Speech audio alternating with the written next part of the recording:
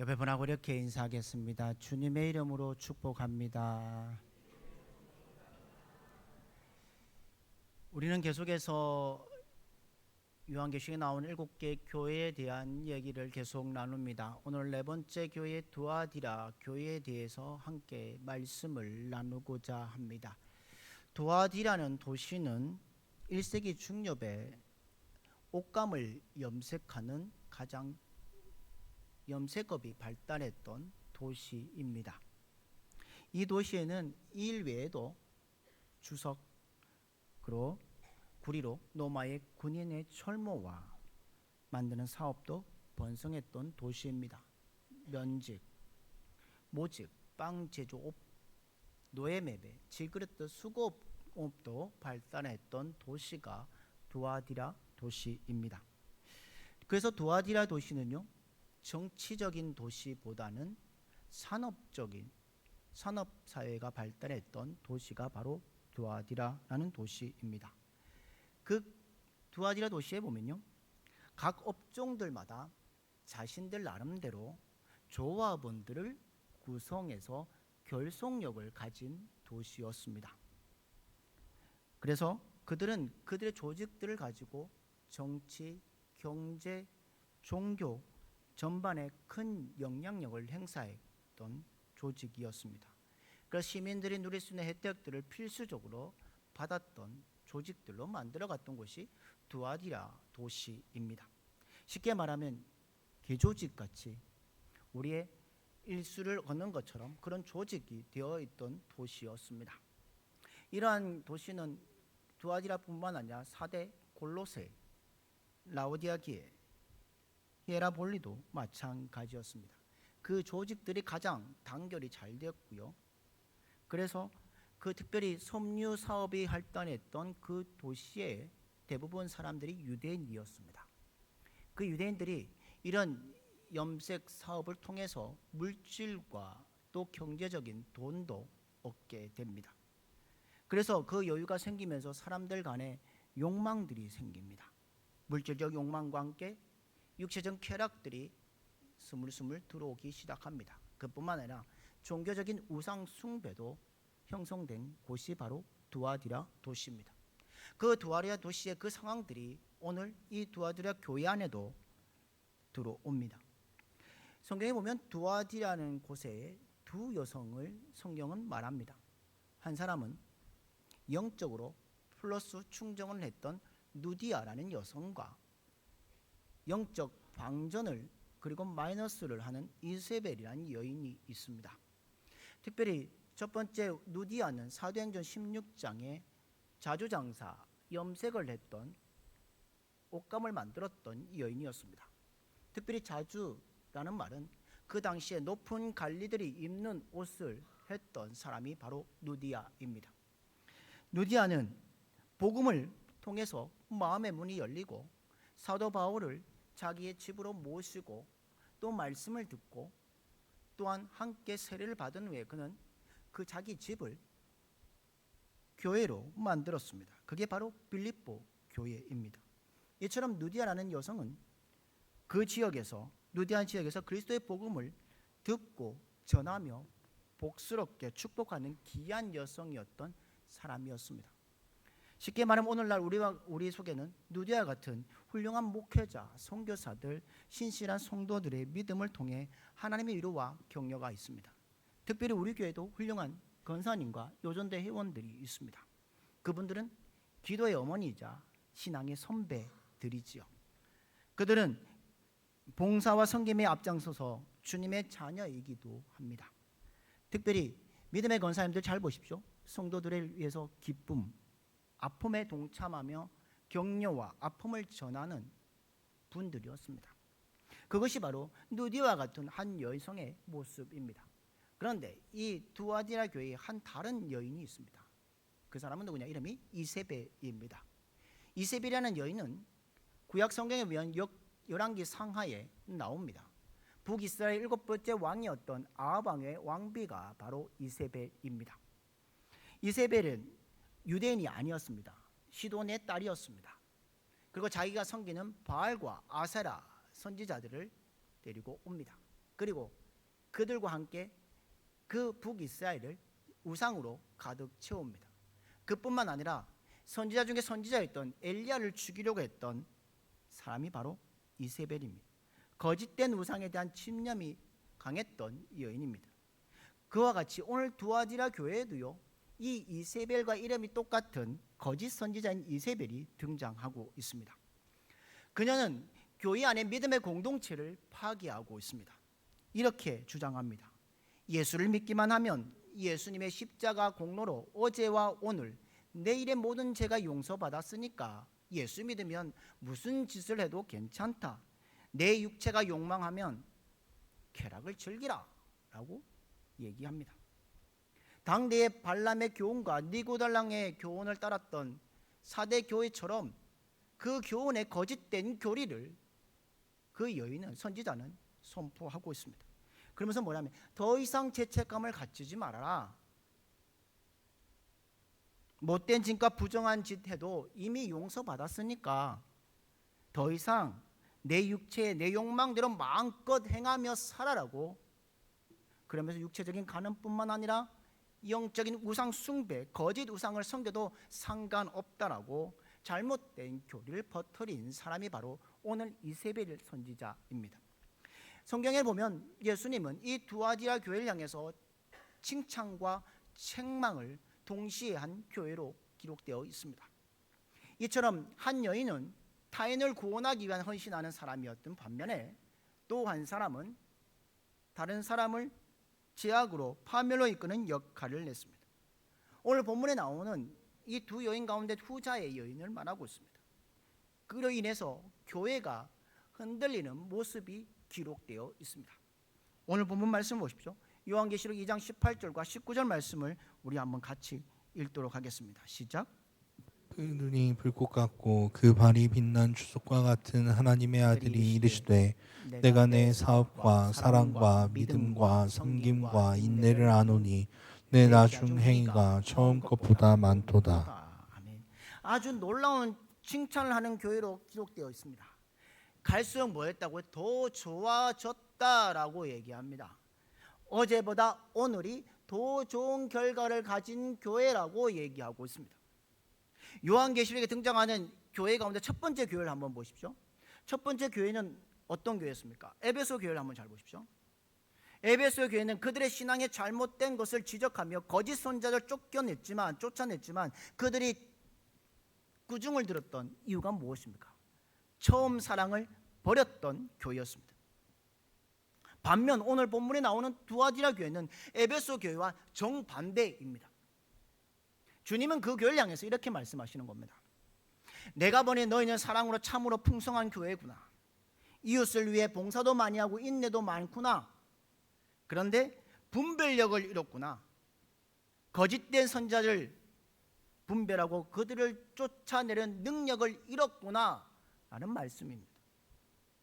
그러면서 주님은 이렇게 말씀하십니다. 사랑 없이 정의만 살아있는 것, 그것이 문제다. 그런데 정의 없이 사랑만 풍성한 것, 그것도 큰 잘못이다 라고 말합니다. 그러면서 두아디아 교회를 향해서 칭찬하신 다음에 바뀌는 말씀이 있습니다. 어떤 말씀이냐? 그러나는 접속사를 사용하십니다.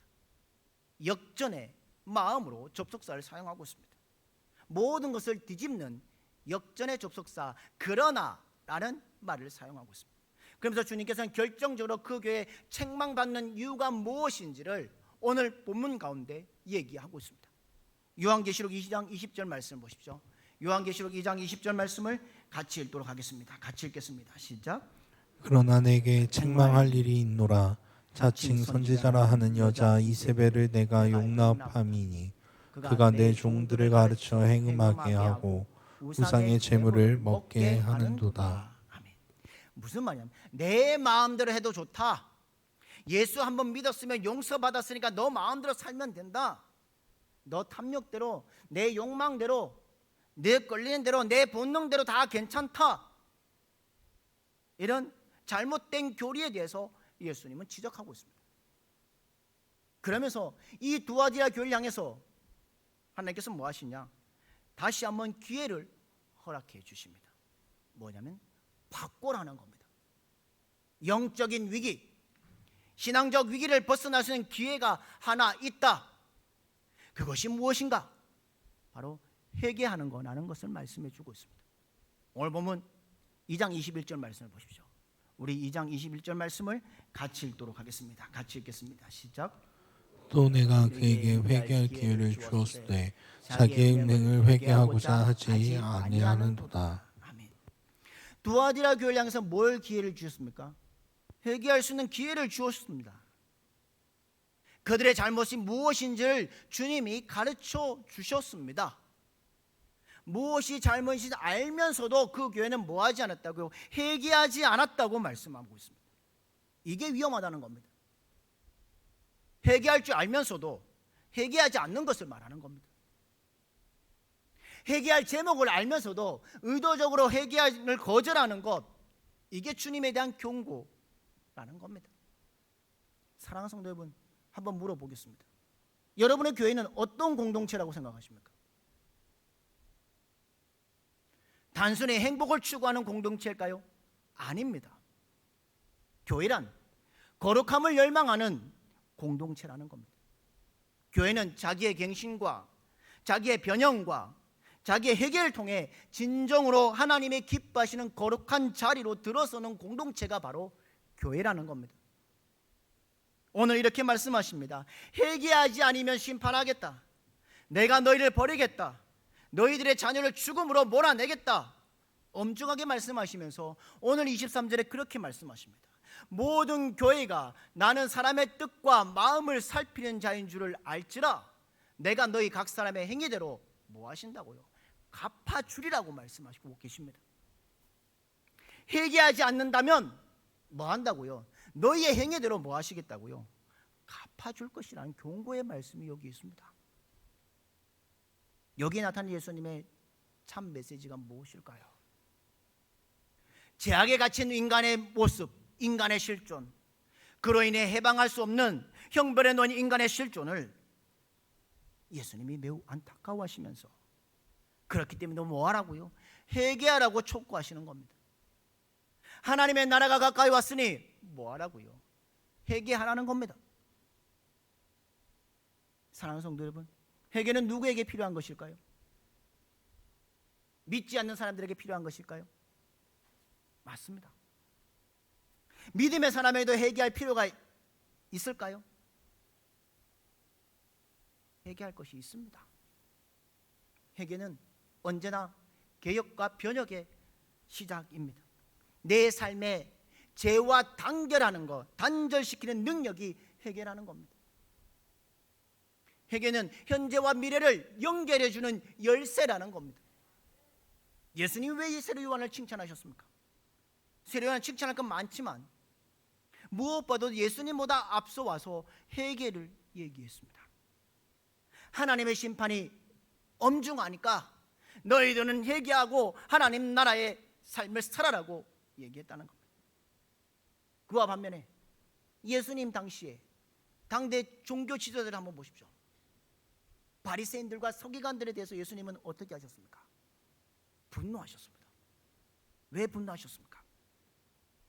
그들은 예수님의 말씀을 들으면서도 전혀 뭐하지 않냐? 회개하지 않았다는 겁니다. 회개할 생각을 가지고 있지 않았다는 겁니다. 그러나 예수님 당시에 세리와 죄인과 여인들을 잘 보십시오. 어린 아이들을 보십시오. 예수님은 왜 불쌍히 여기셨습니까? 그들은 예수님의 말씀에 귀를 기울였습니다. 그리고 회개하는 마음으로 예수님을 향해 삶의 방향을 돌렸던 사람들이라는 겁니다. 기억해야 합니다. 우리는 후회가 아닌 회개를 해야 합니다. 그렇다면 회개는 무엇입니까? 나 중심에서 예수님 중심으로 바뀌는 것입니다. 내가 기뻐하는 삶에서 누구의 삶으로, 하나님의 기뻐하시는 삶으로 바뀌는 것이 회개입니다. 삶의 방향을 전환하는 것이 바로 회개라는 겁니다. 그러면 우리는 회개가 필요하다는 사실을 날마다 새롭게 깨닫습니다. 살아가고 있습니다. 내 안에 이기심이란 탐욕, 죄악을 누구보다도 나 자신은 잘 알고 있습니다. 그럼에도 왜 그토록 회개하기가 힘든 것일까요? 왜 회개하기를 망설이며 주저하고 계십니까? 왜 이렇게 회개가 어려운 것일까? 왜 그렇다고 생각하십니까? 그것은 자신을 죄인으로 규정하는 것 좋아하는 사람 없기 때문입니다. 회개한다는 것, 내가 문제가 많은 사람을 인정하고 확인하는 것이 회개입니다. 나 자신의 감추어진 약점을 노출시키는 것이 바로 회개라는 겁니다. 그래서 회개란 위험 부담이 큽니다. 내 삶이 괜찮을 줄 알았는데 구겨진 인생이라는 말하는 것 쉽지 않다는 것이죠. 그것도 다른 사람 앞이 아닌 하나님 앞에서 회개한다는 것 쉽지 않다는 겁니다. 지금까지 내가 쌓아둔 것들을 포기할 만큼 두렵기 때문에 회개하지 못한다는 겁니다. 그동안 즐겨왔던 쾌락도 다 버려야 하기 때문에 염려가 되기 때문에 회개하지 못한다는 겁니다. 우리는 이 물음을 회개하는 순간마다 끊임없이 자신에게 묻고 있습니다. 회개에 대한 최고의 책이라고 불려지는 성 어거스틴이 쓴 책 참회록에 이렇게 기록되어 있습니다. 참회록 보면 성 어거스틴이 하나님께 이렇게 고백했습니다. 뭐라고 고백했는지 한번 같이 읽겠습니다. 같이 읽겠습니다. 시작. 주옵소서. 나에게 절제를 주옵소서. 하지만 지금은 마옵소서. 아멘이 될까요? 사랑하는 성도 여러분, 이런 기도 해보신 적 있으시 않으십니까? 하나님, 언젠가 제가 회개하겠습니다. 언젠가는 하나님 앞에 돌아가겠습니다. 그런데 지금은 좀 놔두십시오. 지금 재밌잖아요. 지금 육체적으로 쾌락도 즐기고 있지 않습니까? 그런다가 세상에서 내가 잘 나가는 사람 아닙니까? 제가 좀 괜찮은 인물 아닙니까? 나중에 꼭 회개할 테니까 지금은 마세요라는 말을 하고 있지 않으십니까? 이처럼 우리가 회개를 자꾸 미루고 있습니다. 왜 근본적으로 회개가 어렵습니까? 우리 마음에 본질적으로 죄악이 있기 때문입니다. 아담과 하와처럼 하나님께 저항하는 싶은 마음이 우리 안에 있기 때문입니다. 또한 그런 마음을 유도하는 사탄의 유혹이 있기 때문입니다. 또한 내가 잘못했을지라도 변명할 생각이 우리 안에 있다는 겁니다. 그래서 회개할 기회를 주었는데도 불구하고 그 기회를 뭐하냐면 유보하거나 거절해버린다는 겁니다. 또 왜 우리가 회개하기 어렵습니까? 때로는 우리의 마음이 너무나도 약하기 때문입니다. 잘못이 무엇인지 알면서도 회개하지 않고 질질 끌려갈 때가 있습니다. 아니요라고 말해야 할 때도 거절하지 않습니다. 마음이 내키지 않는 일을 하면서 탈출할 용기 없이 주저앉고 있는 사람들의 모습은 아닌지요. 진지하게 회개하지 않으면서 똑같은 잘못을 끊임없이 반복하며 저지르고 만다는 겁니다.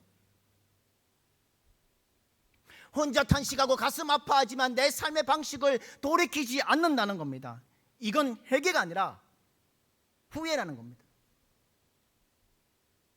사랑하는 믿음의 성도 여러분, 여러분 후회와 회개의 차이점이 무엇인 줄 아십니까? 후회와 회개의 차이점을 자막에 한번 띄워주십시오. 우리 같이 읽도록 하겠습니다. 같이 읽겠습니다. 시작. 후회는 자기 앞에서 하는 것이고 회개는 하나님 앞에서 하는 것입니다. 후회는 자기가 손해본 것에 대한 안타까움이며 회개는 내 속에서 나를 끊임없이 충동질하는 죄악을 하나님 앞에서 고통스럽게 토로하는 것입니다. 후회는 자기 연민에 불과하지만 회개는 하나님 앞에서 자기의 갱신이라고 할 수 있습니다. 아멘. 후회를 통해서 본질적인 변화되지 않는다면, 회개하면 성령을 통해서 진정한 개혁과 변화의 역사가 일어난다는 겁니다. 회개는 주님과 함께 다시 시작하는 겁니다. 우리가 회개할 때에 하나님께서 우리의 삶을, 새로운 삶을 열어주십니다. 그렇다면 어떻게 회개할 수 있을까요? 하루 일과를 보낸 후에 저녁에 주님 앞에 나아갈 수 있습니다. 하루 동안 내가 품은 모든 잘못된 생각들, 미워하는 마음들, 분노와 시기와 질투 하나님 앞에 쏟아내며 회개하는 것입니다. 때로는 하루하루 쌓아놓았다가 주일날 예배를 통해 쏟아낼 수도 있습니다. 여러분, 회개란 깨닫는 순간이라는 겁니다. 내가 지금 잘못했다면 바로 그때 회개해야 합니다. 내가 연약해졌을 때에, 구덩이에 빠졌을 때에, 그런 마음이 들었을 때에 예수님께 도움을 요청해야 합니다. 하나님 도와주십시오. 제가 위기에 빠졌는데 어떻게 해야 합니까? 저를 고쳐주십시오. 다시 시작할 수 있도록 도와주십시오. 미루지 말고 지금 회개하는 것, 이거 진정한 회개의 시작이라는 겁니다. 깨닫는 순간, 하나님, 이 길로 가는 것이 내 욕심이면 멈춰서게 해주십시오. 하나님이 원하시는 길이면 제가 그 길을 가겠습니다. 순종하면 나아가겠습니다. 회개하는 것이 바로 참된 회개라는 겁니다. 그런데 중요한 건, 회개할 때 중요한 것이 있습니다. 회개를 슬립 모드로 해서는 안 된다는 겁니다. 컴퓨터 가운데요, 절전 모드라는 것이 있습니다. 절전 모드가 무엇인지 아시죠? 이따가 나갔다가 1시간 후에 언제든지 원하는 시간에 재사용할 수 있습니다. 그런데 이것은 우리의 회개가 이럴 때가 있다는 것이죠. 잠시 멈출 뿐입니다. 그냥 슬립 모드로 잠깐 두었다가 다시 켜면 이전 그들의 모습으로 나타난다는 겁니다. 이건 회개가 아닙니다. 회개는 리셋입니다. 완전히 전원을 아웃시키고 그런 뒤에 주님과 함께 다시 시작하는 것이 회개라는 겁니다. 때로 잘 안 되면 하루에 한 끼를 금식해 보셔도 좋습니다. 제가 진정으로 주님의 말씀에 리셋하기를 원합니다. 때로는 어떻게 해야 회개할지 모를 때가 있습니다. 그럴 때 그저 예수님 기억하는 데서부터 시작하면 됩니다. 예수님께 방향을 맞추면 됩니다. 예수님 어떻게 할까요? 하나님이 주신 지혜와 용기를 주십시오. 주님이 원하시면 제가 시작하겠습니다. 주님이 싫으면 멈추겠습니다. 주님께서 동행해 주십시오. 이렇게 회개의 자리로 나아가는 것이 참된 회개라는 겁니다. 회개는 겸손한 자가 할 수 있습니다. 용기 있는 자가 회개할 수 있습니다. 어제에 머물리는 사람은 회개할 수 없습니다. 오늘과 내일 향해 새롭게 승리하며 도전하고 성숙하는 사람들이 회개할 수 있습니다. 그리고 회개는 믿음의 사람들의 신앙의 시작과 마지막이라고 할 수 있습니다. 동시에 신앙의 가정이기도 합니다. 그러므로 우리로 하여금 회개하는 하나님의 영이 하나님이 우리에게 주시는 최고의 선물임을 기억하며 살아가는 여러분들 되기를 주님의 이름으로 축복합니다. 그러기에 교회는 아까도 말씀드렸지만 거룩을 향해 나아가는 믿음의 공동체입니다. 여러분, 회개할 때 어떤 일이 벌써 시작됩니까? 슬픔과 탄식으로 시작됩니다. 그러나 회개하고 나면 어떻습니까? 주님과 함께 감사의 삶으로 살아갈 수 있습니다. 회개하기 전에 내 자존심을 지키려고 했던 마음들, 그렇지만 회개하면 나에게 얽매였던 이기심과 제약에서 해방될 수 있습니다. 하나님의 자녀가 되는 자유와 기쁨을 맛볼 수 있다는 겁니다. 회개의 기쁨을 누릴 때 참다운 신앙의 기쁨을 누릴 수 있다는 겁니다. 사랑하는 성도 여러분, 우리가 믿는 신앙은 단순히 행복을 위해 갖는 신앙이 아닙니다.